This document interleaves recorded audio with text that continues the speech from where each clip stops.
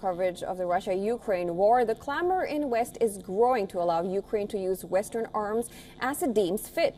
Our next report explains the ramification of Kiev using the donated arms to strike Russian territory despite allies being divided. And the U.S. is open to the move. Take a look.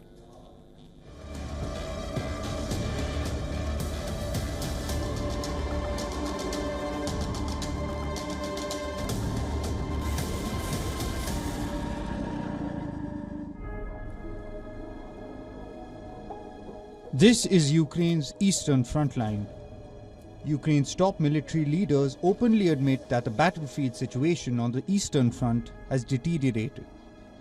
2 years of war have sapped Ukraine's ammunition and manpower, while the country's failed counteroffensive last year sank morale.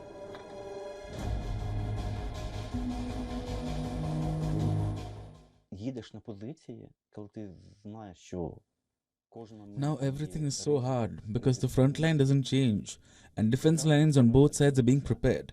So much so that it's really hard to break through.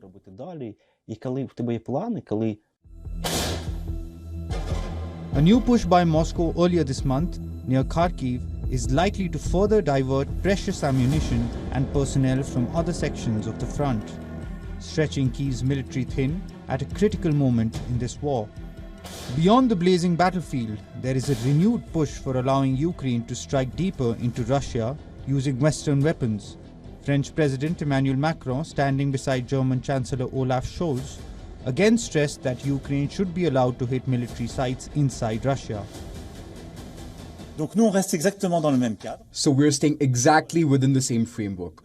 We think that we should allow them to neutralize the military sites from which the missiles are fired, and basically the military sites from which Ukraine is attacked.